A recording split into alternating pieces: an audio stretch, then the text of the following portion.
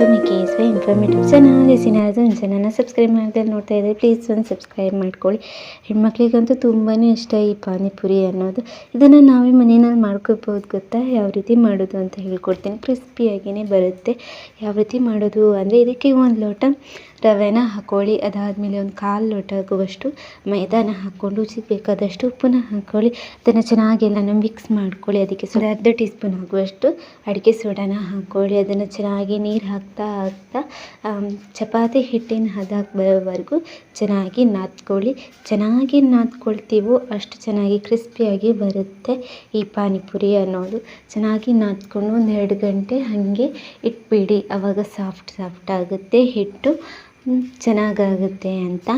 2 ಗಂಟೆ ಆದಮೇಲೆ ಮತ್ತೆ ಅದನ್ನು ಒಂದು ಸಲ ನಾದ್ಕೊಂಡು ನಾವು ಚಪಾತಿನ ಯಾವ ಶೇಪ್ನಲ್ಲಿ ಲಟ್ಟಿಸ್ಕೊತೀವಿ ಆ ಥರ ರೌಂಡಾಗಿಯೇ ಲಟ್ಟಿಸ್ಕೊಳ್ಳಿ.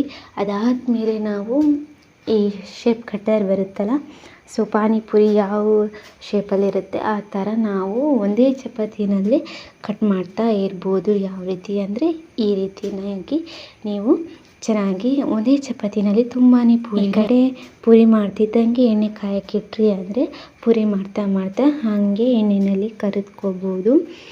ಒಂದೊಂದೇ ಪೂರಿನ ಹಾಕ್ತಾ ಚೆನ್ನಾಗಿ ಗೋಲ್ಡನ್ ಬ್ರೌನ್ ಬರೋವರೆಗೂ ಚೆನ್ನಾಗಿ ಫ್ರೈ ಮಾಡ್ಕೊಳ್ಳಿ. ಅದಾದಮೇಲೆ ತೆಗೆದು ತಣ್ಣಗಾದ್ಮೇಲೆ ನೀವು ಮನೆಯಲ್ಲಿ ಪೂರಿ ರಸನೂ ಮಾಡಿಕೊಂಡು ತಿನ್ಕೋಬಹುದು. ಎಷ್ಟು ಬೇಕಾದರೂ ಪಾನಿಪುರಿ ತಿನ್ಕೋಬಹುದು ನೀವು ಮನೆಯಲ್ಲೇ ಈ ರೀತಿ ಮಾಡಿದ್ರಿ ಅಂದರೆ. ಕ್ರಿಸ್ಪಿಯಾಗಿಯೂ ಇರುತ್ತೆ, ಟೇಸ್ಟಿಯಾಗಿ ಇರುತ್ತೆ. ನೀವು ಮನೆಯಲ್ಲಿ ಟ್ರೈ ಮಾಡಿ ಪಾನಿಪುರಿ ತಿನ್ಕೊಳ್ಳಿ.